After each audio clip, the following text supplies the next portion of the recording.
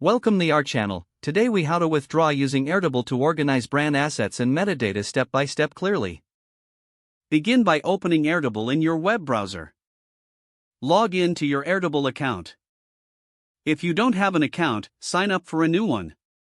Once logged in, create a new base for your brand assets. Name the base according to your brand or project. Next, set up the necessary tables within the base. Consider creating tables for categories such as logos, images, videos, and documents. In each table, define the fields you'll need for organizing your assets. Common fields include asset name, file upload, description, and tags. Next, upload your brand assets to the appropriate tables. Click on the attachment field and select files from your computer.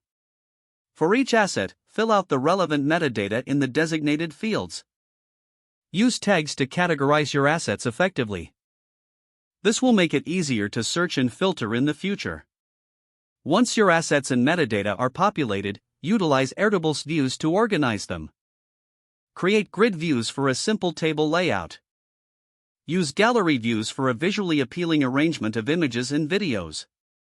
Setting up a Kanban view can help manage projects or campaigns involving these assets. To share your Airtable base, click on the Share button in the top right corner. You can invite team members or generate a link for public access.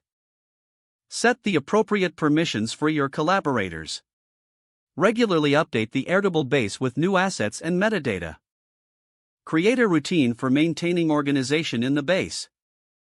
Use Airtable's commenting feature to discuss specific assets with your team. Leverage the sorting and filtering options to find assets quickly. This will enhance your workflow and ensure easy access to your brand assets. Consider integrating Airtable with other tools for a more streamlined approach. Explore options such as Zapier to connect Airtable with your other applications. Don't forget to like this video and subscribe to our channel for more step-by-step tech guides.